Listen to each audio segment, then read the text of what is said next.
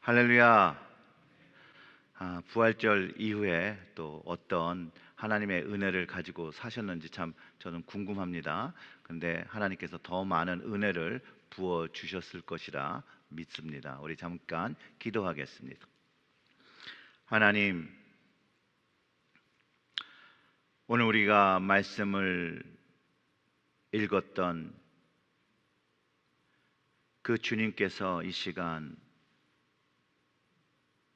우리에게 함께 임재하여 주시고, 주님의 말씀이 선포되어질 때 제자들이 알아보지 못했지만 주님께서 말씀해 주실 때 그 가슴이 뜨거워졌던 것처럼 말씀으로 인하여 우리의 심령이 반응하게 하시고 뜨거워지게 하시고 성령 충만케 하시고 주님을 볼 수 있도록, 만날 수 있도록 역사하여 주시옵소서.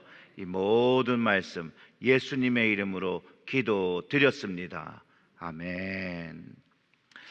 제가 이제 부활절 예배를 마치고 돌아오는 주에는 무슨 말씀을 전해야 될까 고민을 많이 가졌습니다.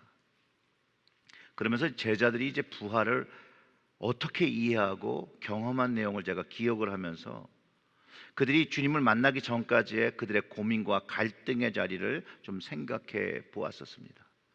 그런데 부활의 소식을 들었던 제자들, 그들도 믿지 못했다는 거예요. 믿지 못했고, 또 우리도 사실은 부활을 잘 이해하지 못하고 고민하고 갈등하고 믿어지지 않았던 시간도 있었고, 또 믿어지지 않아서 고민하는 사람들도 있을 것이고, 그것을 확실히 믿고 주님의 삶을 쫓아 사시는 그런 분들도 계실 거예요. 그런데 이 모든 이유가 인간의 지적 한계에 부딪혀서 고민하는 것이고, 어떻게 보면 이것이 정상적인 반응일 수 있다는 거예요. 오늘 본문에 주님의 제자들 중에 2명이 예수님이 다시 사셨다는 이야기를 들음에도 불구하고 그들은 믿지 못하고 예루살렘을 떠나서 엠마오로 향하고 있었다는 거예요. 만약에 여러분 부활하신 주님을 정말로 믿었더라면 그 주님을 만나보려고 거기에 있었겠죠. 그런데 이들의 믿음은 주님을 보기 원하기보다는 자신들의 할 일을 위해서 엠마오로 향했다라는 거예요. 근데 어느 순간 오늘 말씀 속에 보면 주님이 함께 동행하시는데 정작 이들은 예수님조차 알아보지 못했다라는 거예요. 알아보지 못했다라는 거. 누가복음 24장 15절부터 16절의 말씀을 보면 이렇습니다. 그들이 서로 이야기하며 문의할 때에 예수께서 가까이 이르러 그들과 동행하시나 그들의 눈이 가리어져서 그인 줄 알아보지 못하거늘. 성경은 그들의 눈이 가리워져서 라고 하면서 예수님을 알아보지 못했다라고 명확하게 기술하고 있습니다. 즉 그들의 눈이 가리어져서 부활하신 예수님을 알아보지 못하는 것, 그들의 눈이 가려졌다는 것이죠. 그것이 이유죠. 예수님께서 예전에 부활하신 후에 믿지 못하던 도마한테 보지 않고 믿는 것이 복되다라고 하셨는데, 이 2 제자 역시 자신의 눈으로 보지 못했기 때문에 믿지 못하고 자신들의 생각으로 이 부활이라는 것이 가능하지 않다라고 생각하기 때문에 그들의 눈이 가리워서 예수님의 동행이 있었음에도 불구하고 깨닫지 못했다라는 거예요. 우리들도 그렇고요. 모든 사람들이 자기의 생각으로 가득 차 있을 때 상황을 잘 인식하지 못하고 잘 판단하지 못합니다. 그래서 실수들을 하는 거죠. 우리 역시도 우리 눈이 가려져 있을 때 부활하신 주님을 깨닫지 못하고 잘 믿지 못하고 갈등한다라는 거예요. 물론 부활하신 그 주님을 만나고자 하는 그 갈급한 마음이 크고, 그럴 때는 그 주님을 막 갈급하게 찾을 때는 분명히 만나는 것이죠. 사실은 오늘 본문에서 예수님을 알아보지 못하는 그들에게 무슨 얘기를 했냐고 물어보세요. 그러면 예수님께서 이 예루살렘으로부터 내려오면서, 아니 그럼 예루살렘에서 일어났던 일을 모르는 거냐? 라고 반문하면서 그곳에서 일어났던 일을 설명하는 것이 바로 19절부터 24절의 말씀이라는 거예요. 제가 읽어보겠습니다. 이르시되 무슨 일이냐 이르되 나사렛 예수의 일이니, 그러니까 그들이 이야기하고 있는 것이 나사렛 예수의 일이라고 얘기하고, 그는 하나님과 모든 백성 앞에서 말과 일에 능하신 선지자이거늘 우리 대제사장들과 관리들이 사형 판결에 넘겨주어 십자가에 못 박았느니라. 자, 이들의 고백에도 예수님이 그리스도가 아니라 선지자이거늘 이렇게 하고 있어요. 우리는 이 사람이 이스라엘을 속량할 자라고 바랐노라. 그리스도가 되기를 희망했는데 아니라는 거죠. 이뿐만 아니라 이 일이 일어난 지가 사흘째요, 또 우리 중에 어떤 여자들이 우리로 놀라게 하였으니 이는 그들이 새벽에 무덤에 갔다가 그 시체를 보지고 못하고 와서 그가 살아나셨다 하는 천사들의 나타남을 보았다 함이라. 또 우리와 함께한 자 중에 두어 사람이 무덤에 가 과연 여자들이 말한 바와 같음을 보았으나 예수는 보지 못하였으니라 하거늘. 어떻게 보면 이들은요, 이 고백 속에 자신도 믿지 못하는 예수님의 부활에 대해서 길에서 만난 사람에게 이야기를 해주고 있다는 거예요. 그때 예수님께서요, 이 성경의 예언들에 대해서 다시 설명해 주십니다. 25절부터 27절의 말씀이 그러죠. 이르시되 미련하고 선지자들이 말한 모든 것을 마음에 어떻게 믿어요? 더디 믿는 자들이요. 그리스도가, 메시아가 이런 고난을 받고 자기 영광에 들어가야 할 것이 아니냐 하시고, 이에 모세와 모든 그 선지자의 글로 시작하여 모든 성경에 쓴 바 자기에 관한 것을 자세히 설명하시니라. 이쯤 되면 좀 눈치채고 알아야 되는데요, 여전히 그들의 눈이 가리웠기 때문에 주님을 알아보지 못합니다. 그럼 오늘 본문에서 예수님이 언제 그 예수님인지 알았는가 하면, 엠마오에 도착을 합니다. 그리고 함께 식사를 할 때 주님께서 떡을 가지시고 축사하시면서 떼어서 그들에게 주실 때 그들이 눈이 밝아져서 그가 누구인지를 알아볼 때 주님은 신비롭게 이렇게 사라지시는 것을 경험하게 되는 거죠. 성경이 이들이 눈이 가리워서 주님을 알아보지 못했지만 나중에 그들이 이야기하는 그 내용 속에서 주님의 말씀, 그 설명을 들을 때에 그들이 경험한 것이 있었다라는 것이에요. 그것이 뭐냐면 32절의 말씀이죠. 그들이 서로 말하되 길에서 우리에게 말씀하시고 우리에게 성경을 풀어주실 때에 우리 속에서 마음이 뜨겁지 아니하더냐라고 하면서, 예수님이었는데 왜 우리가 몰랐지? 라는 말을 하는 것이죠.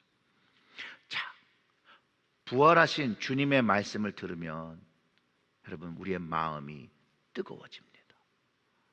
하나님의 말씀으로 우리의 성경을 말씀을 받아들이고 들을 때 그냥 단순히 그냥 이야기를 듣는 것이 아니라 우리의 마음을 감동시킵니다. 또 찌름도 있습니다. 성령님께서 그걸 도우시는 거죠. 요한 웨슬레 목사님의 그 중생의 경험, 그 거듭남의 경험도 이 제자들이 한 거라고 저는 이해를 합니다. 요한 웨슬레 목사님은 그분이 있었기 때문에 오늘 감리교가 존재할 수 있는 그런 분이죠. 합리주의와 계몽주의가 발전하며 불신앙 사상이 만연한 시대에서 복음을 외치고 구원을 선포한 감리교의 어떻게 보면 그 아버지라고 할 수 있는 그런 분입니다. 근데 이 분이 1738년에 5월 24일 그 런던 올더스게이트 거리에 서 있는 그 모라비안 교도의 집회를 참여합니다. 그곳에서 루터서의 그 로마서 서문을 읽고 있는 그 중에 그는 마음이 갑자기 뜨거워지는 경험을 하고, 그리스도만이 자신의 구세주이시면서 자기의 죄로 인하여 그리스도로 인해 온전히 씻김을 받고 용서받았다라는 것을 경험하며 구원의 확신을 가졌다라고 고백합니다. 그의 고백이 이래요. 그분의 그 일기 안에 있는 내용인데, 나는 내 마음이 이상하게 뜨거워지는 것을 느꼈다.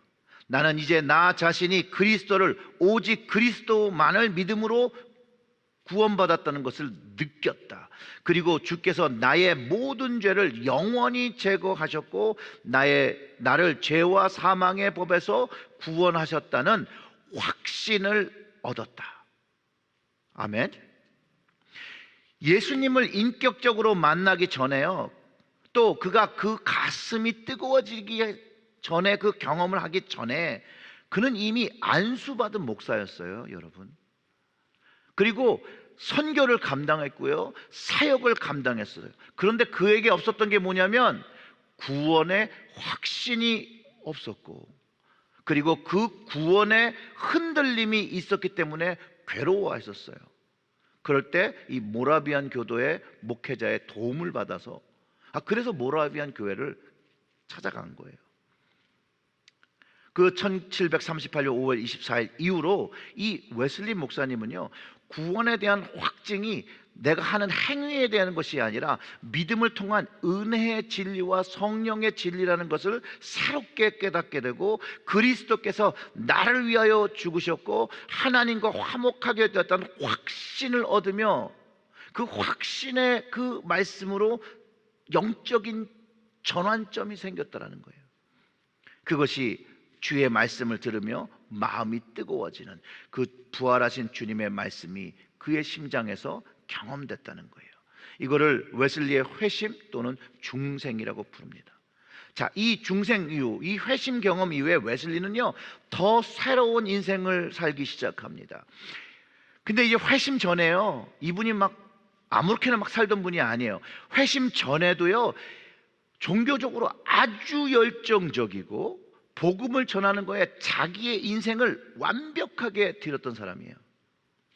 그러나 회심 이후에 좀 더 달라진 삶은 영혼 구원에 더 힘을 쏟기 시작했다는 거예요. 그러면서 온 세계가 나의 교구라고 말하면서 영국의 전 도시를 다니며 전도하기 시작해요. 복음을 선포하기 시작해요. 설교하기 시작해요. 그는 늘 새벽 4시에 일어나서 기도하고 매일 하루에 몇 시간 떼어서 말씀을 읽고, 또 웨슬리 목사님은 자기를 위해서 개인적으로 성찰을 하며 자기의 신앙을 견고히 했다라고 그의 저널에서 기록하고 있어요. 아마도 이 엠마오 제자들이 떡을 떼며 나누며 주님을 경험했던 그 영적 경험을 웨슬리 목사님도 알고, 그리고 그 예수님의 임재를 경험하며 말씀을 경험하길 원하며 그 성찬을 그 새벽의 시간에 자기 혼자 했다라고 저는 믿습니다. 오늘 본문 30절과 31절을 읽어보면 이렇게 되죠. 그들과 함께 음식을 나누실 때 떡을 가지사 축사하시고 떼어 그들에게 주시니 그들의 눈이 밝아져 그인 줄 알아 보더니 예수는 그들에게 보이지 아니하시는지라. 눈이 밝아졌는데 이제는 예수님이 안 보이는 거예요. 그리고 여러분, 성경에서 예수님이 떡을 가지고 축사하실 때 일어난 일들이 있어요. 예수님이 떡을 떼며 축사하셨을 때 기적이 일어났어요. 어떤 기적이 일어났죠? 오병이어의 기적이 일어났고, 7병이어의 기적이 일어났고, 눈먼 자가 눈을 뜨고, 안진뱅이가 일어났고, 치유의 역사들이 일어났다라는 거예요. 주님이 기도해 주시면 이런 역사와 기적이 일어나는데, 엠마오 제자들에게는 눈이 밝아지고 주님을 보았다라는 거예요. 그리고 주님이 사라지셨다라는 거예요. 주님께서 축복 기도해 주신 떡을 먹으니 가리웠던 눈이 밝아지고 주님의 부활을 보았다라는 거예요. 우리의 삶 속에서도 성령님을 통해서 주님의 말씀을 들으며 주님의 임재를 경험하며 주님의 그 중보 기도를 경험할 때 가리웠던 우리의 육신의 눈이 영적인 눈으로 눈을 뜨게 되고 주님을 보기 시작한다는 거예요. 우리의 삶 속에서. 바로 웨슬리 목사님께서 올더스게이트 경험을 하기 전에 그의 믿음의 눈이 가리워서 복음이 무엇인지 구원이 무엇인지를 모르다가 인격적으로 주님의 말씀을 경험할 때 그의 마음이 뜨거워지고 경험했다는 것이죠. 그 마음이 뜨거워지는 그날 주님의 살아계신 그 음성, 그 말씀을 그 심령에 들리며 그 마음이 뜨거워지는 그날 엠마오 제자들이 주님을 만나고 그들의 삶의 방향을 엠마오에서 다시 예루살렘으로 바꿨었던 것처럼 웨슬리 목사님도 교회 안에서의 사역에서 거리의 사역으로 바뀌어진 것이라는 거예요. 종교적인 열심에서 예수님의 말씀만 전하려고 하는 복음의 삶으로, 죄의 길에서 부활 생명의 길로 바뀌었다라는 거예요. 그 마음이 뜨거워진 후에 교회 안에 있지 않으시고 교회 사역만을 하지 않고 거리로 복음을 들을 수 있고 복음을 선포할 수 있는 장소로 뛰어나갑니다. 그 브리스톨 공장지대에서 복음을 전할 때 놀라운 영국교회의 부흥이 시작된 거예요. 그 당시 영국교회의 그 방침은 교회 예배당 밖에서 설교하는 것을 금지하고 있었어요. 그래서 바깥에 나가서 설교한 이 웨슬리 목사님한테 설교하지 마라, 밖에서, 교회 밖에서 설교하지 마라 경고를 받습니다. 그러나 복음을 전하는 것을 굴하지 않았고 복음을 전했고 그 결과로 자신이 목회할 교구를 받지 못한 거예요. 우리말로 하면 파송을 못 받은 거예요. 그때 그가 한 말이 바로 세계가 나의 교구다. 내가 복음을 전하는 곳이 나의 교구다. 내가 사역할 장소다 라고 이야기한 거예요. 복음을 전하고 말씀을 가르치고 것이 넘치고 넘친다고 해서 세계가 나의 복음을 전할 교구라고 정하고, 그가 복음을 전할 때 그의 설교는 사람들에서 들어줄 때 그 설교가 불덩어리와 같이 되었다라고 합니다. 그렇게 받아들였다는 거예요. 그 얘기 뭐예요? 주님의 말씀을 전했다는 것이죠. 제가 이 말씀할 때마다 제가 늘 괴로워요. 저도 주님의 말씀을 전할 때 그 설교의 말씀이 불덩어리와 같아 주님의 말씀이 전해지고 우리들의 심령이 뜨거워져야 되는데 그런 고민이 저에게도 있죠.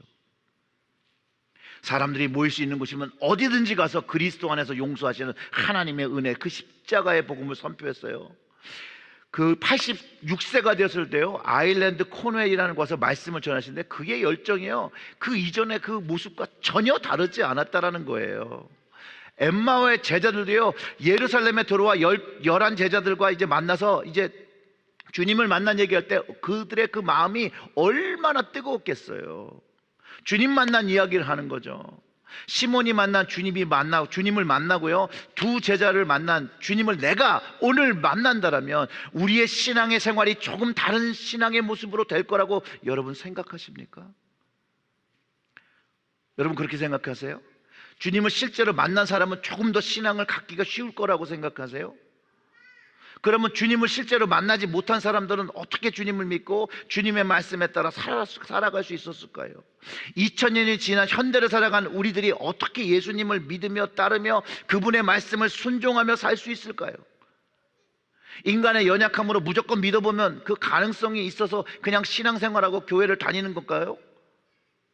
근데 더 놀랍고 신기한 건요, 인간적인 사고와 과학적인 관점으로 여러분, 사람이 죽었다가 3일 만에 부활했다는 말을 지금 시대에 믿을 수 있습니까? 이 믿음으로 얼마나 많은 사람들이 걸림돌이 되어 넘어져요. 그런데도 불구하고 이 부활하셨던 주님의 그 믿음을 오늘날까지 우리에게 전해지고 오늘날까지 우리가 믿고 있다는 거예요. 그리고 이 복음의 말씀, 이 부활의 복음의 말씀을 전하기 위해서 여러분 얼마나 많은 사람들이 생명을 걸었고 자기의 믿음을 지켰고 자기의 삶을 드렸고 자기의 재산을 포기하고 복음을 전한 줄 여러분 아십니까? 기독교 역사 2000년이 그리스도인들의 희생적인 삶을 증명하고 있다는 것이에요.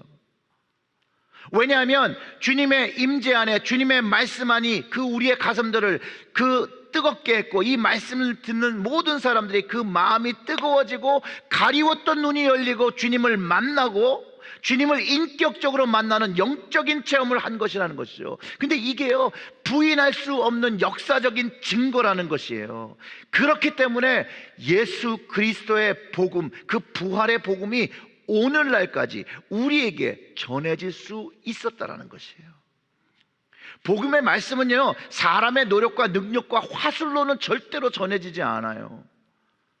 왜냐하면 주님의 말씀이요, 내 심령을 만져주시고 내 심령이 뜨거워지고 감동하고 주님의 말씀을 듣고 마음이 열리고 기도하면서 그 누구든지 그 주님의 말씀을 듣는 심령이 그 부활하신 주님을 경험하게 된다는 거예요. 예전엔 믿어지지 않던 그 주님이 어느 순간에 내 가슴이 뜨거워지며 말씀으로 변화받으며 주님이 살아계셨구나, 웨슬리 목사님 같은 고백을 하게 되는 것이에요. 근데 그렇게 하는 그 가슴이 뜨거워지는 경험, 회개의 경험이죠. 창자가 끊어질 정도의 애통하며 대굴대굴 구르면서 회개하는 그 마음, 눈물이 앞을 가리고 마르지 않는 그런 경험들을 경험하게 되는 것이에요. 천국을 보고 주님을 경험하게 되는 경험이에요. 우리 여기 그 감리교회 성지라고 부르는 오션 그로브라는 데가 있는데요, 거기서 옛날에 텐트 미팅, 리바이벌, 부흥회가 열리는데 그 당시에 성령을 임재를 경험하면서 기록된 기록이 있는데요, 뭐냐면 사람들이 회개하는데 짐승같이 울부짖었다라고 합니다. 짐승같이 울부짖었다. 성경에 기록된 대로 성령님께서 주님과 함께 역사하시고요, 주님을 믿는 믿음을 가진 믿는 자들은요, 자기의 삶 속에서 부활하신 주님을 경험한다는 거예요. 사도 바울과 초대교회 성도들이 경험한 것이라는 거예요. 결국 요한 웨슬레 목사님도 경험한 것이고, 저도 이 은혜의 경험을 32년 전부터 경험하고 있는 것이고, 이 부활의 은혜를 경험한 사람들은요, 모든 주님, 그러니까 주님을 만나기 전에 걷던 그 길에서 주님을 만나면 이 길을 바꾸어서 주님이 원하시는 그 길, 은혜의 그 길, 십자가의 그 길, 그 부활의 길을 걷기 시작한다라는 거예요. 부활하신 주님을 만나면 그 걷던 길을 바꾸어서 부활과 복음의 길을 걷는다는 것이죠. 주님을 인격적으로 만나는 경험, 바로 여기서 시작한다는 거예요. 부활하신 주님을 만나서 그 걷던 길을 바꾸어 복음의 길을 걸은 사람, 아주 대표적인 사람, 여기서 성경에서 보면 전 바울이라고 생각을 해요. 많은 사람이 있지만 저에게 감동을 주는 사람은 바울이에요. 왜냐하면 주님을 만나기 전에는요, 바울은요, 예수 믿는 사람들의 적이었어요. 그에게는요, 예수는 십자가에서 저주받아 죽은 범죄자였고,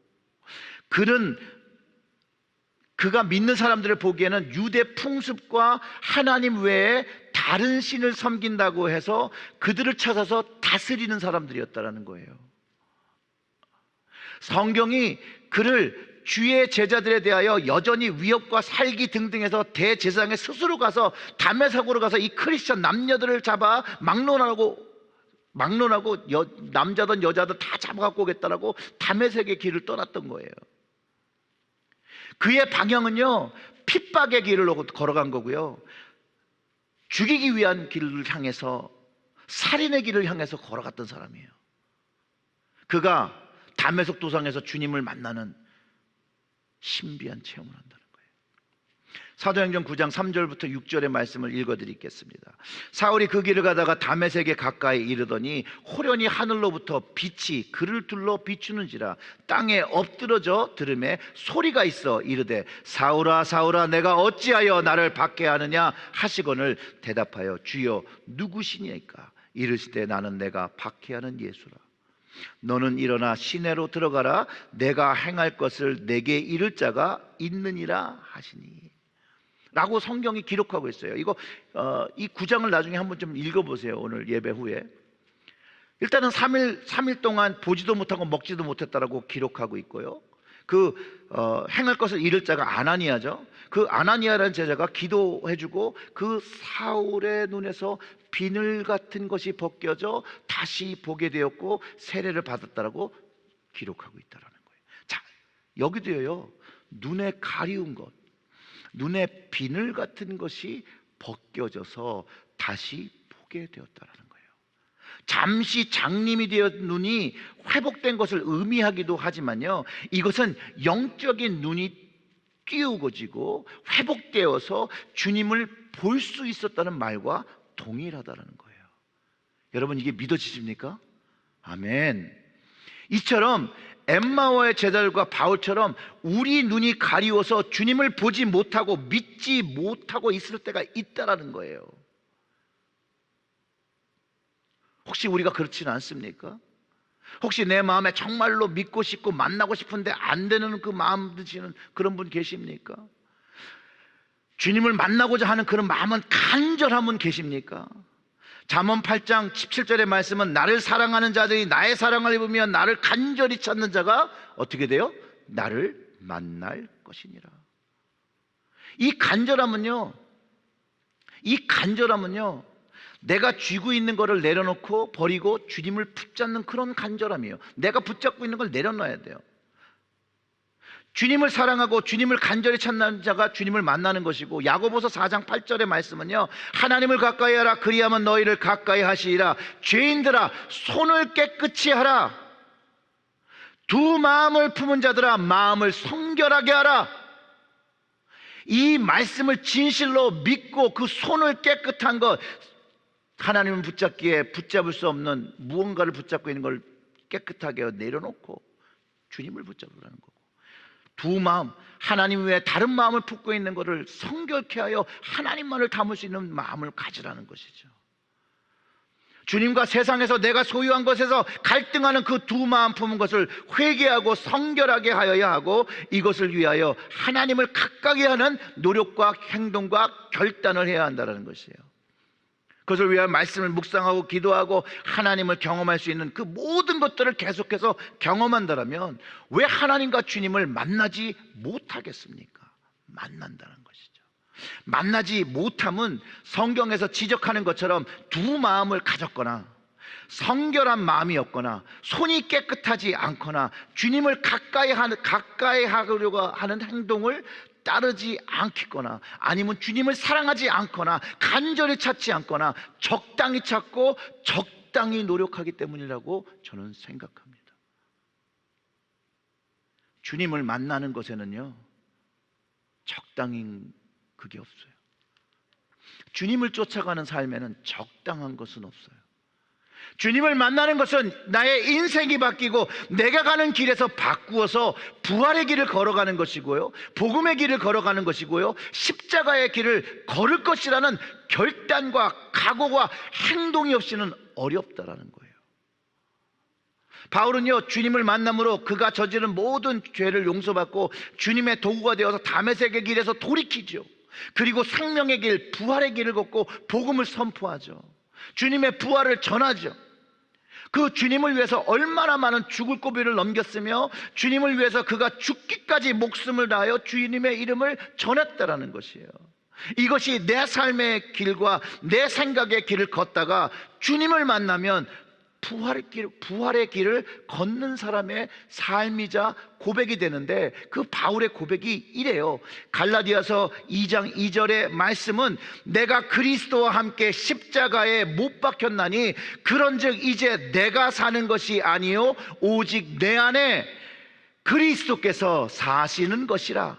이제 내가 육체 가운데 사는 것은 나를 사랑하사 나를 위하여 자기 자신을 버리신 하나님의 아들을 믿는 믿음 안에서 사는 것이라. 아멘. 그렇게 고백이 바뀐다는 거예요. 바울이 자기 자신이 십자가에 못 박히는 것으로 나는 죽고 영원한 생명의 주님으로 살아나는 것을 고백하는 것이죠. 내가 사는 것이 아니라 주님을 쫓아 순종하며 사는 것이라고 그는 고백하고 있어요. 바울이 왜 이런 결론을 내리게 됐는지 여러분 아십니까? 우리가 생각하는 바울은요, 굉장히 뛰어난 능력을 가지고 한 번에 확 바뀌었다고 생각을 하잖아요. 그런 생각을 우리가 떨칠 수가 없어요. 부활하신 주님을 만났고 그 사도행전을 통해서 바울이 일으키는 그 모든 사역, 죽은 자도 살리고 귀신도 쫓고 병도 고치고 범인과는 좀 다른 사람이라고 생각하는데, 이거는 철저히 우리의 생각이에요. 바울은 엄청 진지하게 고민한 것이 있어요. 그러면서 자기 스스로를 뭐라고 고백하냐면요, 스스로가 죄인 중에 괴수라고 고백을 해요. 밑보다 모든 사람이 받을 만한 이 말이요, 그리스도께 예수께서 죄인을 구원하셔서 세상에 임하셨도다 하였도다. 죄수 중에 내가 괴수니라. 오라 공공한 자의 이 영혼을 누가 사망해서 구원하겠냐라고 고민했다니까요. 주님을 만났던 바울도 갈등했던 고민이 있었어요. 연속된 죄가 있다는 것이죠. 그 비참함을 맛본 그와 우리가 전혀 다르지가 않아요. 우리 육체와 마음속에 주님을 만나고 주님의 인격적으로 만나도 여전히 죄악을 끊어내지 못하는 그 비참한 모습, 그 공고한 모습이 있어서 주님 앞에 제대로 설 수 없는 그런 모습을 가질 때가 있다는 것이에요. 여러분들은 죄인입니까?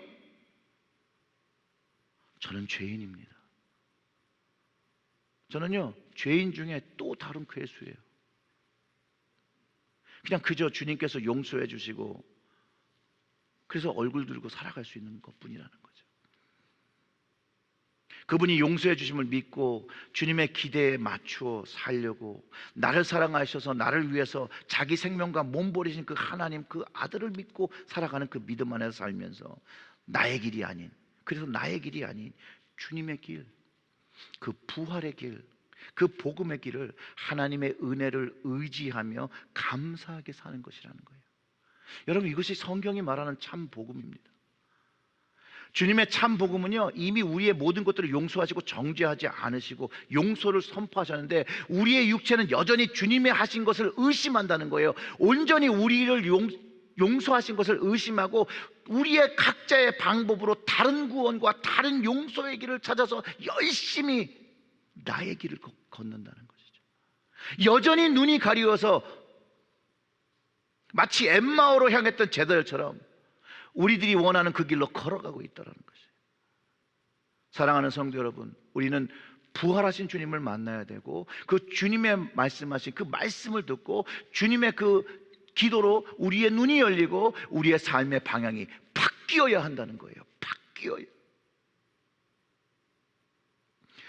우리가 부활의 길을 계속해서 걸어가야 되는데 자꾸 거짓 복음이 내 인생의 주인이 예수님이 되는 걸 자꾸 방해한다는 거예요.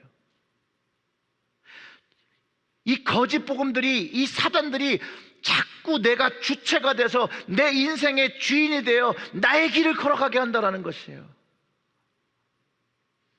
그러면 안 된다는 것이죠.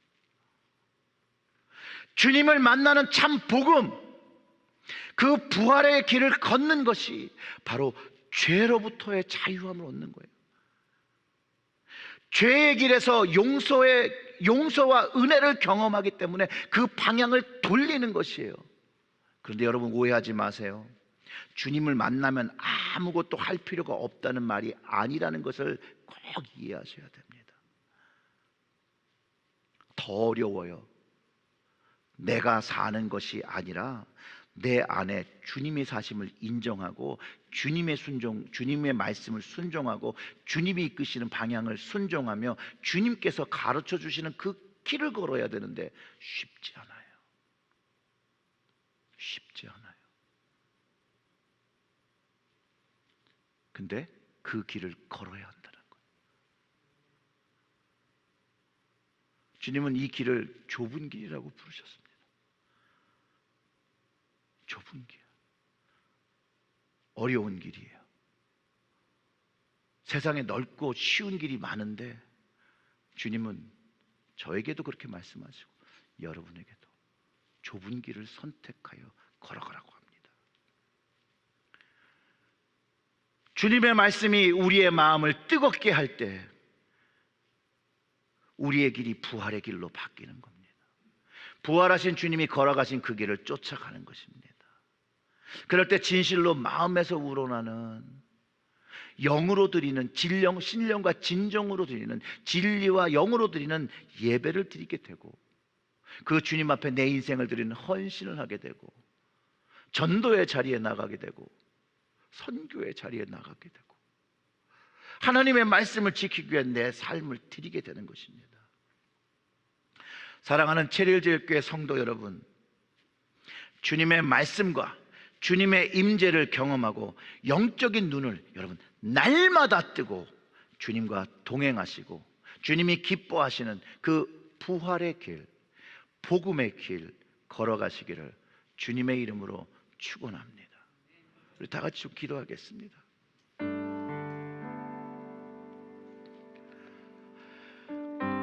주님, 우리가 죄인 되었을 때 하나님께서 예수 그리스도 주님을 십자가에 죽이심으로 말미암아 하나님의 사랑을 전해주셨다는 그 말씀을 기억하며 오늘 함께 기도하기를 원합니다. 사랑하는 성도 여러분, 우리가 알기 전에 주님은 이미 십자가를 지셨고 그 십자가를 통해 우리의 죄를 다 용서하셨습니다. 하나님의 말씀을 찾아보시고 하나님의 말씀을 읽어보시길 바랍니다. 한 구절 모든 구절이 나를 위해서 주님께서 하신 것, 우리를 위해서 하신 것들을 기록하고 있습니다. 그 주님을 만나면 우리의 인생이 주님을 위해서 바뀝니다. 그게 성경이 말하는 영적 진리이고 2000년 동안 그리스도인들이 경험한 것들입니다. 오늘 여러분들이 그 경험을 위해서 기도하시길 바랍니다. 주님, 주님의 말씀이 내 귀와 심령에 들려서 뜨거워지게 하시고, 또 주님께서 하늘 보자 그 하나님 우편에 앉으셔서 나를 위해서 중보기도 하시고 성령께서 탄식함으로 나를 기도하는 것을 통해서 그 기도의 능력을 경험하며 우리의 가리워진 영적인 눈이 뜨게 하시고 주님을 보게 하시고 우리의 삶이 변하게 해달라고 우리 다 같이 목소리 내어 기도하겠습니다. 기도합니다. 하나님 아버지, 이 시간 하나님의 말씀을 우리의 심령에 심어주시옵소서. 그 말씀으로 인하여 뜨겁게 하여 주시옵소서. 성령의 능력으로 우리의 마음이 뜨거워지게 하여 주시옵소서. 주님의 말씀이 믿어지게 하여 주시옵소서. 주님의 그 기도의 능력으로 눈이 떠지게 하여 주시옵소서. 오늘도 하나님 앞에서 기도하시는 주님, 나를 위하여 중보하시는 주님, 우리의 영적인 눈을 열어주시옵고 영적인 귀를 열어주시옵고 말씀을 깨닫고 하나님을 바라보며 하나님을 신뢰하며 어려운 시간대에 주님만을 붙잡고 살아가는 우리의 손을 깨끗이 하고 주님을 붙잡게 하시고 두 마음 된 마음이 주님을 향한 한 마음 되게 하시고 주님 걸어가신 그 십자가의 길을 나의 자의 자신을 부인하고 나의 십자가를 들고 걸어갈 수 있도록 주님 아버지 역사하여 주시옵소서. 하나님, 죄인 되었지만 그래도 주님의 십자가가 이미 용서하신 긍휼히 보신 그 은혜의 사건을 다시 한번 기억하며 정죄함 없음을 하나님 기억하며 주님께 클레임하며 나아갈 때 주님의 그 무한하신 그 넓으신 은혜가 우리의 가정 속에 하나님 부어지게 하시고 경험되게 하시고 그 능력으로 하나님 오늘도 죄인된 그 괴수의 모습을 가졌지만 예수 그리스도의 보혈의 능력으로 다시 한번 속죄하여 주시고 깨끗하게 하여 주시고 하나님 주님을 향하여 마음을 하나님 깨끗이 하여 그 손을 깨끗이 하고 두 마음 된 것들을 다 한 마음 된 것으로 모으고 내 손에 쥔 것들, 내가 욕심내어 지고 살아가는 것들 다 내려놓고 오직 주님 손만 쥐고 걸어가는 저희들 될 수 있도록 주여 아버지여 성령으로 각 가정마다 예배드리는 가정마다 하나님께서 만져주시고 하나님 주장하여 주시기를 간절히 소원합니다. 하나님의 말씀이 선포되어 하나님 주님의 말씀이 들리게 하여 주시옵소서. 하나님의 말씀을 듣는 예배를 듣는 모든 성령들이 주님의 말씀을 듣고 심령이 뜨거워지고 회개되어지고 찔림을 얻고 그 마음에 용서가 되고 하나님 끊어지지 않는 애통이 하는 회개가 이루어져 주님 앞에 서는 저희들 되게 하여 주시옵소서. 하나님 아버지, 우리를 위하여 독생자 예수께서 이 땅에 오셔서 죽으시고 부활하게 하신 그것, 또 우리에게 끊임없이 성령의 도우심으로 하나님의 말씀을 들리게 하신 것 감사와 찬양을 드립니다.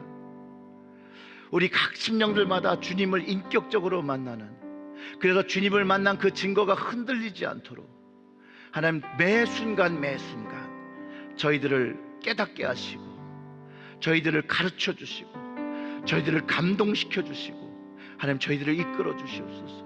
하나님, 주님 너무나도 죄인이기 때문에 하나님 주님의 그런 도우심이 없이는 제가 주님을 믿고 주님을 쫓아가기 너무나도 어렵습니다. 주님의 은혜만이, 주님의 사랑만이, 주님의 말씀만이 우리를 이끌어 가시는 힘이라고 고백합니다. 그 힘이 오늘 그 마음이 활짝 열려서 그 주님의 손을 붙잡는 그 심령들마다 축복으로 붙잡게 하여 주시옵고 주님 붙잡고 걸어가는 놀라운 그 부활의 길에서 영원한 생명의 길, 천국의 복음, 천국의 능력 경험하게 하여 주시옵소서. 이 모든 말씀 우리 구주 예수님의 이름으로 기도드렸습니다. 아멘.